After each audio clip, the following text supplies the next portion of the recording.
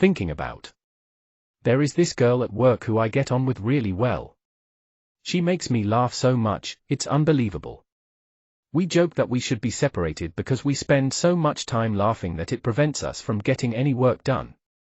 What is quite interesting about this is that I'm relating to her in an entirely different way. I don't know if I can describe this very well, but when I was in school, and other situations where I had to work around girls, I would be friends with the girls in a sense of being on their level. I would somehow relate to them as if I was one of them, and not as though I was of a different gender. I suppose you could say I became a girl. Anyways, now it's different. I continue to act like a guy when around girls, and I don't modify my behavior to fit in with them. So, getting back to the point, I've been laughing and joking with this girl a lot and I've really been enjoying her company. Even to the point of thinking about her outside of work, like I am now. Physically, she's not a supermodel, but she is not bad looking either. I still think she looks good though. It's silly, I know, I barely know her and I've never even spoken to her outside of work. I'll probably look back on this in a few months and think, what a retard, I can't believe I liked her that way. But anyways, I think she is absolutely great. I very much like her personality and I don't think I've gotten on so well with anyone for a long time. I was thinking of changing my shift pattern, but I'd rather remain where I am to stay on the same team as her.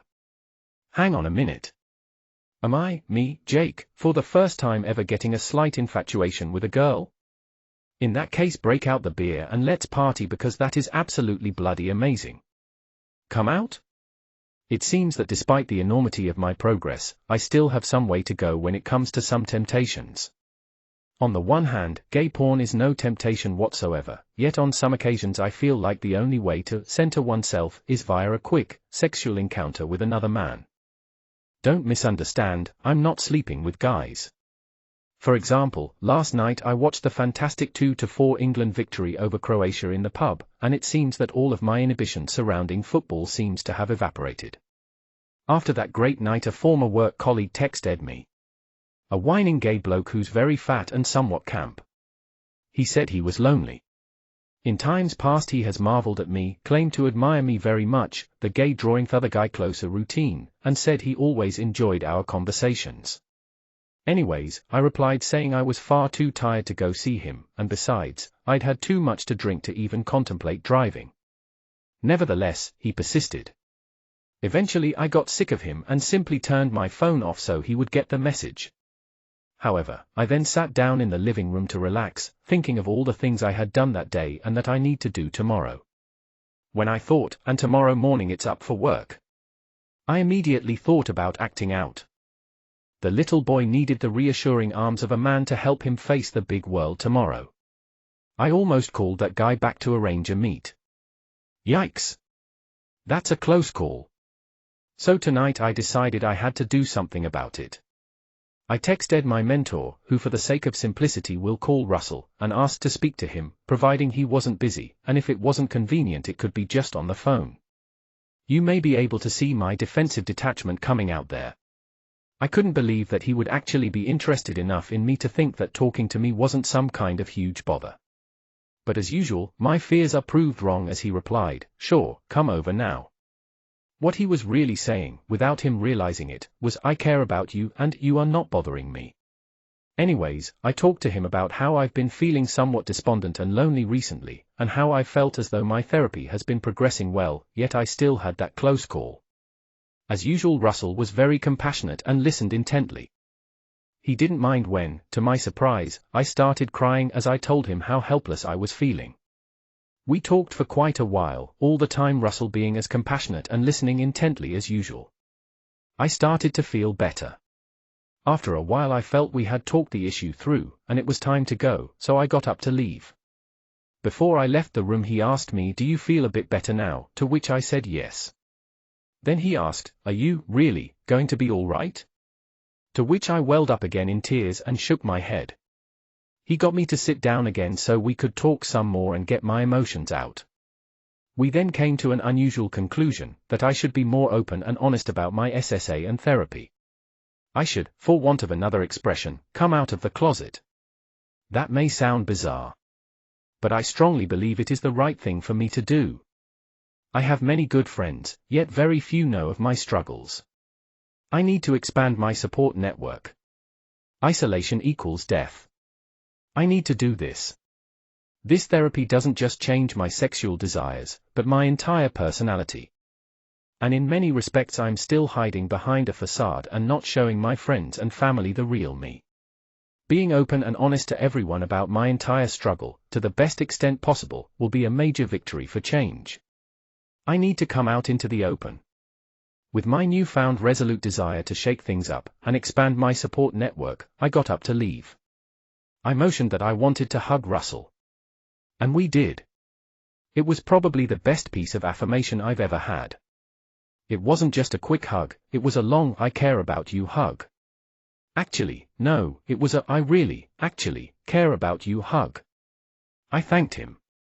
He said I could contact him anytime if I needed to talk, or needed some company. He's said that to me for over a year, but this is the first time I actually allowed my heart to believe him. Before I left he also said, with a compassionate smile, "If you need a cuddle, you just let me know." I think I'm going to do something I've never done before. I'm going to allow him into my heart and trust him. I've decided to trust him. I do love him as if he really were my dad. I'll trust him, and I know he won't let me down. So-called coming out. So my big coming out week has started. I've already started telling some friends that I'm going to start being a lot more open and honest about what's been bothering me over the past few months. Today I nearly told a mate of mine. The problem with him is that he's only 16, actually the little brother of a mate of mine who's now married.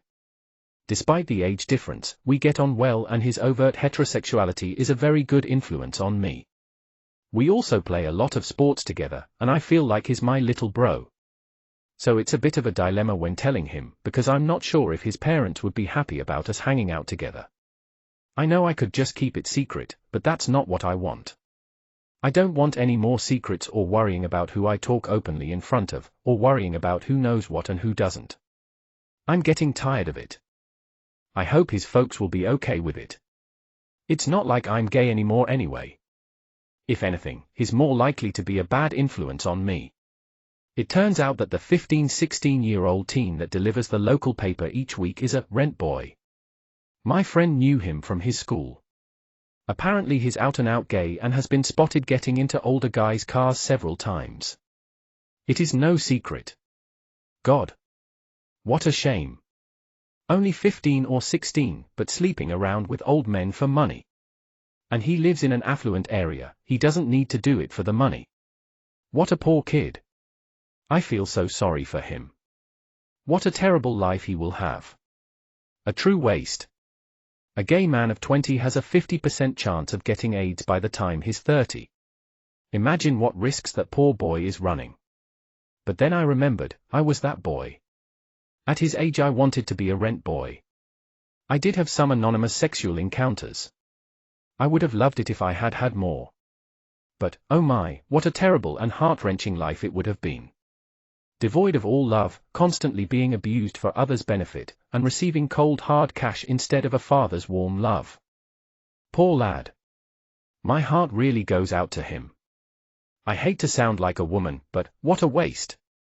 Ag, I've become my dad. My dad is an avid reader. He literally goes through 2 or 3 books a week. Usually these books are autobiographies, books about politics, ancient history, or dull old men type books on various subjects.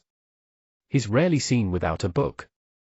As the in-the-house but might as well not be type of father, who hides away in his own room reading or watching TV most of the time, the only time I ever really see him is when he's sitting at the kitchen bench eating his meals, while, of course, reading a book.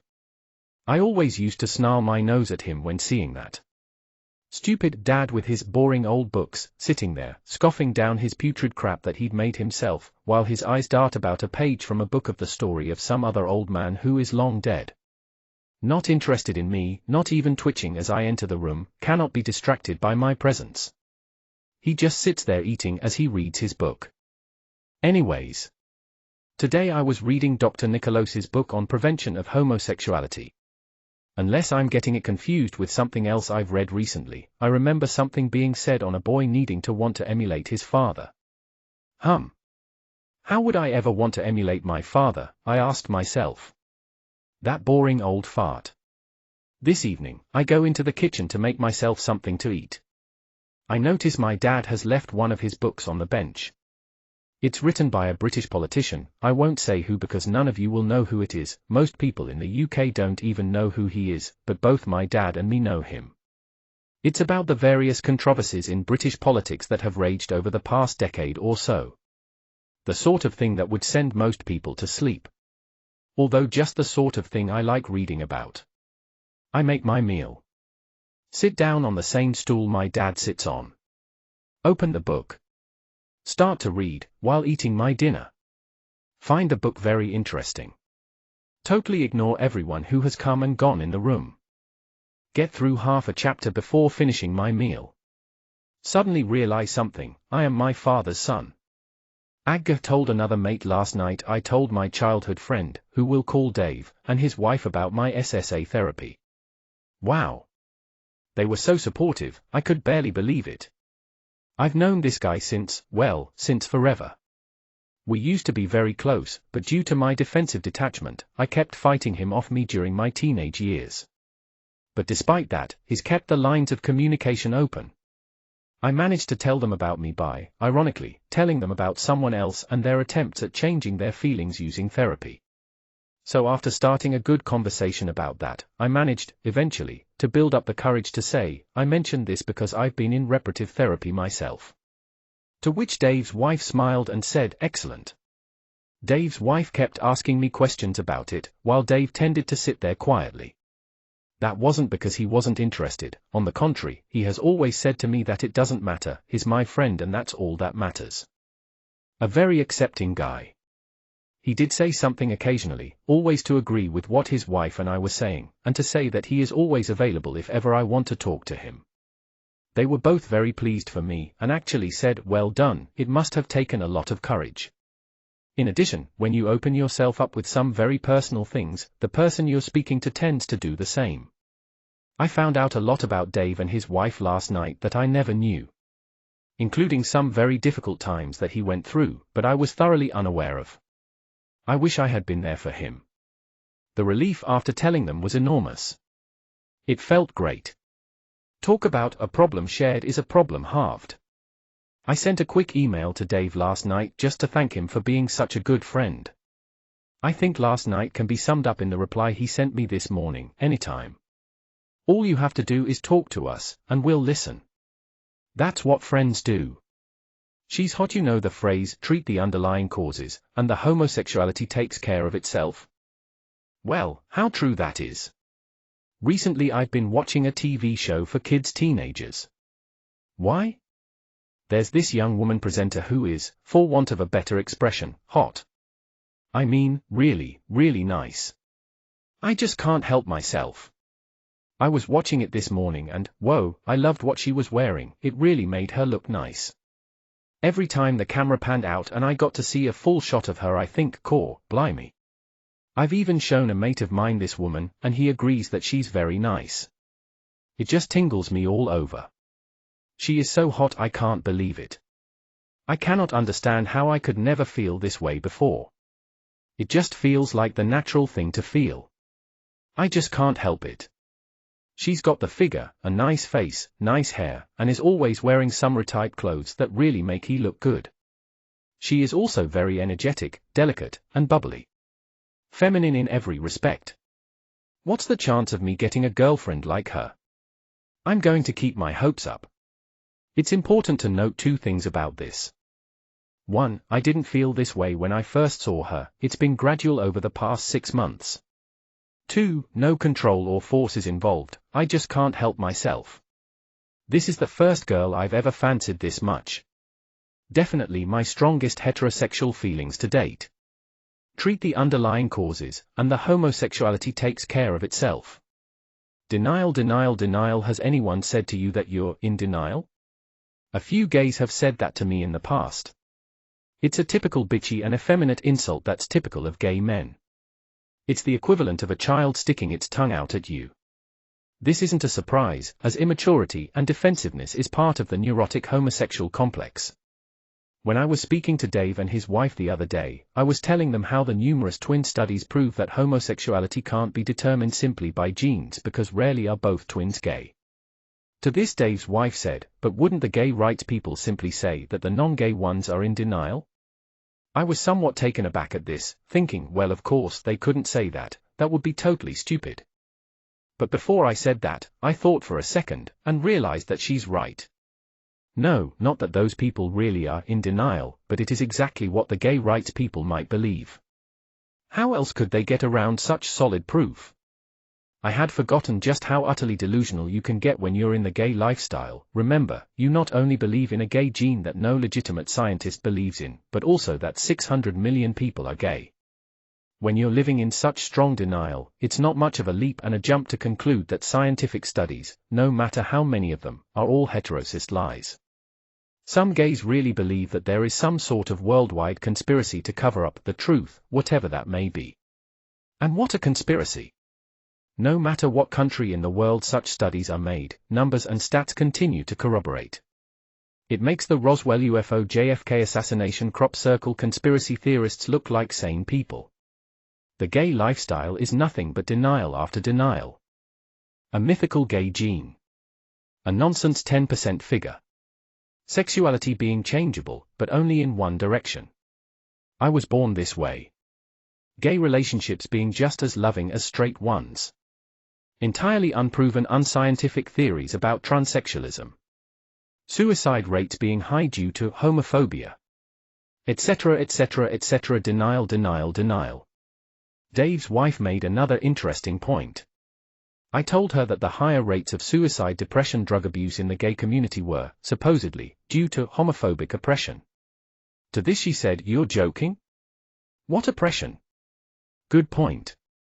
She mustn't appreciate just how much gays really are in denial after all. But it didn't work for me, mister, it doesn't apply to me. AKA, I'm special. This person likes the idea that he is a tragedy, he enjoys living in self-pity, and is unsettled by the concept of him or anyone else receiving reparative therapy, since doing so will remove what he perceives to be special about him. This person thinks up overly simplistic and ill-informed ideas about why various aspects of the therapy can't work for him, e.g., I had a good relationship with my dad, so this can't possibly work for me. Instead of keeping a positive outlook, he entertains every negative attitude, thought, and idea against reparative therapy in order that he can sabotage any possible progress that he or anyone else could make in therapy. Mister, I'll try it long enough to prove that it won't work. This person is very similar to the above person in many respects, but his attitude is driven by egotism and the pleasure of proving a point in order to feel superior to others. He may also sabotage his own treatment in order to egotistically say with pride, "It didn't work for me, so it mustn't work for anyone." He will not study the therapy to a sufficient depth, and make incorrect assumptions in order to prove that it doesn't work. He may also ridicule others who have changed, believing them to be liars.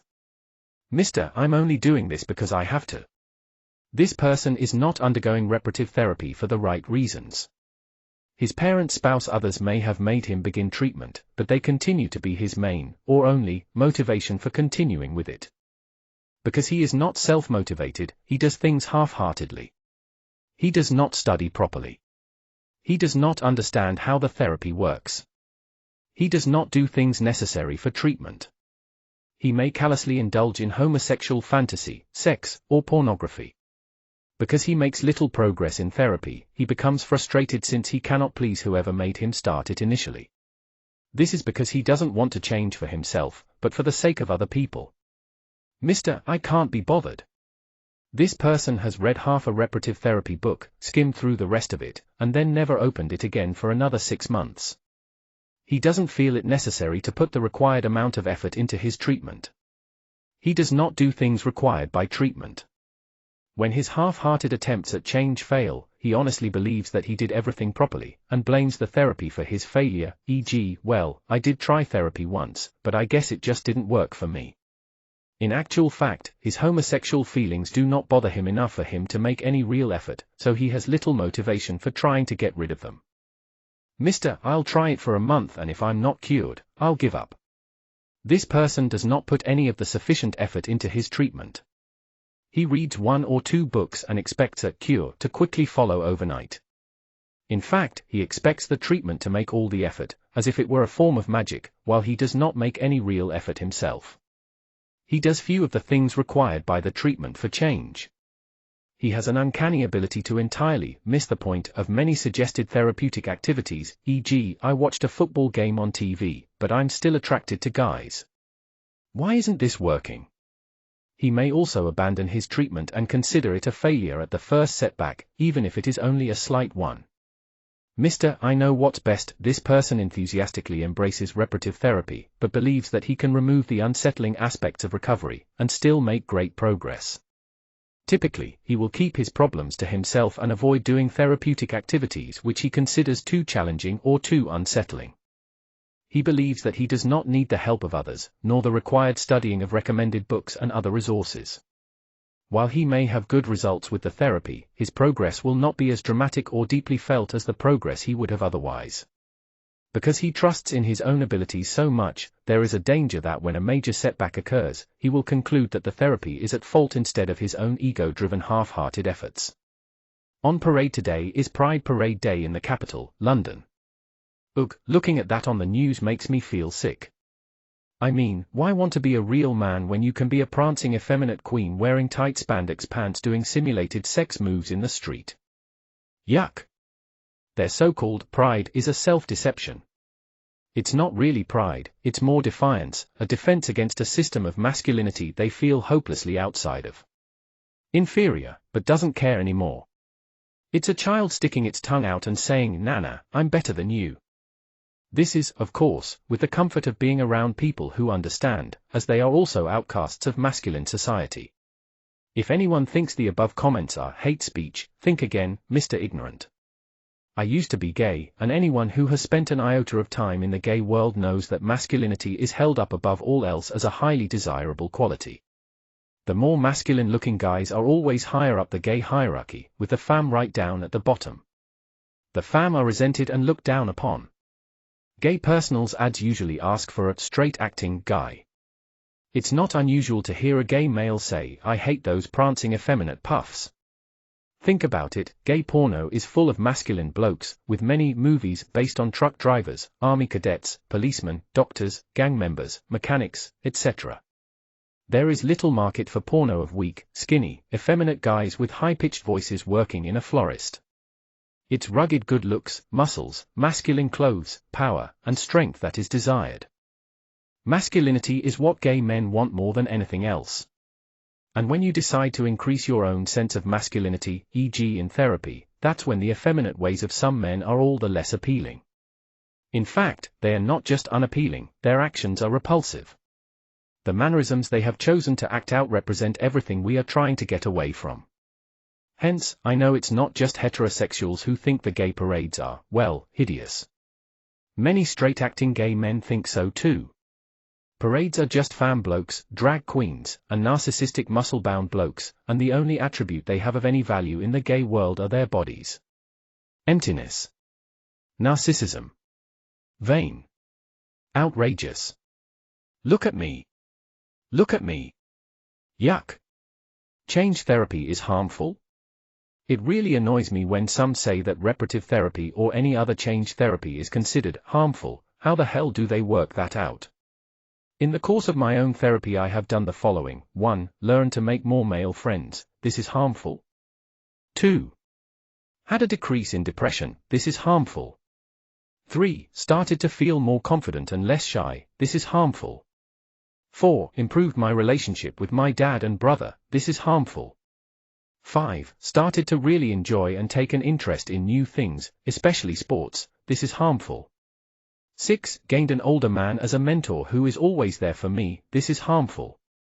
7. Finally understood why I used to do such dangerous things sexually. This is harmful. 8. Started to desire getting a girlfriend. This is harmful. 9. No longer feel constantly lonely. This is harmful. 10. No longer feel as inadequate as man, feel more mature. This is harmful. How anyone with half a brain cell could possibly think any of that is harmful is beyond me. Could an opposer explain how any of the above, which composes my entire time in reparative therapy, is possibly harmful? Are they stupid or what? On the contrary, it is the gay lifestyle that has the high rates of suicide, depression, drug abuse, disease, violence, and disillusionment, and when you reach age 40 you're thrown on the proverbial scrap heap. Bad equals good. Good equals bad. Change therapy is harmful? Continued. So why is change therapy harmful? 1. Because it gives people freedom over their own lives. You are allowed to live your own life in the gay rights movement, but only as they dictate it to you. You are not allowed to dissent. 2. It dwindles their numbers. Activists need as many people as they can get to claim the gay identity to make sure their rights are secured. 3. It proves sexuality is not immutable. The basis of these rights is that sexuality is fixed, you can't go messing up their theory, so what is wrong with you? Thinking and acting for yourself, after all they have done for you, you must remain loyal always. 4. Because anything positive must be mocked. Marriage, children, love, commitment, things of that nature. Even mental health. To be considered mentally healthy, you must agree to everything gay activists say, gay or not. See, how it works is as long as you believe them and act accordingly you are fine and normal, but once you find out the truth for yourself, you're suddenly a homophobe. Ex-gays are supposedly being brainwashed and suffering from internal homophobia because there is no way you are strong enough to break free from homosexuality. That just doesn't happen. So for all these reasons reparative therapy is harmful. We can't have people thinking they have control over their emotions, sex drive, and sexuality. What kind of crazy world would we live in if people actually chose what to do with their own sexuality? The humanity, talk about utter chaos. People restraining their libidos, not dying early from diseases. People having long marriages, children, oh the sheer humanity of it all. Will someone make it stop? I hope this answers your question, courtesy of a writer from Defending Truth, smiley face. If hypochondria. Right now I have 2 huge white spots on my tongue. Probably just ulcers that'll clear away in a couple of days. It's just that, whenever I get something like that I start panicking. I worry and think I may have HIV. White spots in the mouth-throat are one of the many first symptoms. A totally irrational worry, of course. It's just that the last time I had sex with a guy, 12 months ago now. I did not get a test afterwards. I got tested before then, and was clear of everything. It's just that one time that has me worried. I should go and get tested. Put my mind to rest. The worry is driving me crazy. Good. I feel great after going to see my mentor Russell each week.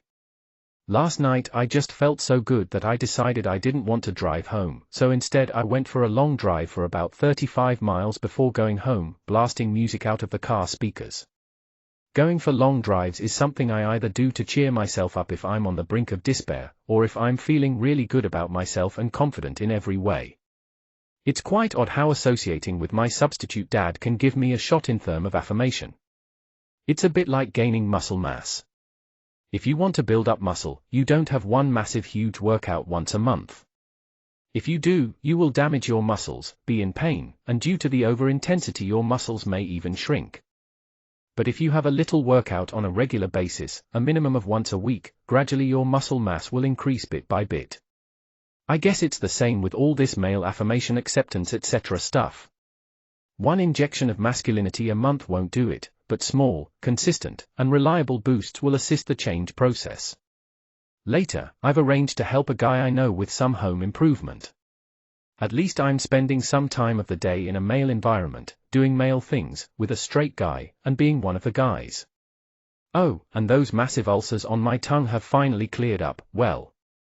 I scraped them off, so I'm not feeling so stupidly paranoid about having caught HIV. I'll arrange to get tested soon and end this once and for all. What not to say. This is a list of things that friends, family, pastors, miscellaneous should not do or say in an effort to help guys who are struggling with SSA. It is a little bit negative. I wrote it after being seriously peeved with someone, but it may be beneficial to someone. Don't belittle the problem. I've had many well-intentioned men tell me not to worry, because the problem might go away and I might grow out of it. This may sound like a reassurance. However, imagine this: you have a terrible red rash all over your body, it hurts so much you want to die, and it's getting worse. Out of pure desperation you go to your doctor for help. However, your doctor says to you, don't worry, with any luck it might clear up. Does that really make you feel reassured? How would you feel toward the doctor? Well, I'd feel angry that he could say something so stupid. I'd also be angry that he is belittling my problem and implying it is no real problem at all. I feel so bad I want to die, remember? Saying it might go away or you might grow out of it is no reassurance at all. If anything, it may make the person feel a whole lot worse. It shows that you think the problem is unimportant, and the person with the problem is made to feel like they are a hypochondriac and should stop drawing attention to themselves. It also makes them feel as though you don't care. After all, you're not worried about it. You've just said that it might go away, so you mustn't be too fussed. This also shows the person that you haven't the slightest clue or appreciation for the pain the person is suffering. The problem is real and not imaginary. Remember that homosexually inclined people are 8 times more likely to commit suicide. This is no triviality. And although, yes, it very well might go away of its own accord, but it just might not go away too. So please do not belittle the problem. Don't interrupt. Persons with the homosexual condition will have years upon years of angst, stress, problems, and hurt built up inside. The best thing you can do is to listen and allow them to get it all off their chest. The worst thing you can do is interrupt when they speak. You may not realize it, but when someone has something very important to say, and you interrupt, you're sending signals to that person. You are saying that you don't care. You're not interested in what they have to say, you're more interested in what you have to say. You don't want to know about their situation because you don't really care about them or their situation. It's a very upsetting thing when you confide in someone who is supposed to listen but seemingly doesn't want to. Thankfully, I've found many guys who do listen and do care very deeply. I've found them to be invaluable help to me and I cherish their friendships. However, they all do one vital thing: they all listen without interrupting. Don't tiptoe around issues. I've noticed that many people are frightened of using certain words. Words like homosexual, or sexuality, or sex tend to be avoided at all costs, and issues are tiptoed around instead of being talked about directly. Personally, I find this very annoying. I remember once when I was younger, an older man advised me for something relating to my homosexuality. However, in the space of 1 hour he managed to avoid using any word that even hinted at homosexuality. Instead, he used vague expressions and alluded to what he was talking about. Of course, in the end I had no idea what he was getting at. Even when asking him directly what they meant, he was too embarrassed to speak plainly and use the dreaded words. The whole thing was ridiculous. For the love of sanity, please don't be afraid of using the H word. If you still feel uncomfortable, you could use the abbreviation SSA. His stands for same-sex attraction. It is a lot better to say, "How is your SSA?" or "How are you coping with your homosexual feelings?" rather than ask, "How are your feelings?" or "How is your trouble today?" The former ones get to the point, the latter ones are vague, and I feel they sound belittling. Don't avoid or treat differently the person. This is probably the worst thing you could do. I've had the unpleasant experience of a person avoid and exclude me after being told of my SSA. Another thing to avoid is comments like, "Well, you wouldn't know about that." When talking about sports, or girls, or mechanical things, or the like. Also, "But you don't get involved with girls, do you?" or "You're not like the other guys." Such comments may seem to be considerate and friendly, but they come across as insulting, belittling, and emasculating. Don't do it. Always treat a man as a man, and a woman as a woman. Don't think or say, snap out of it.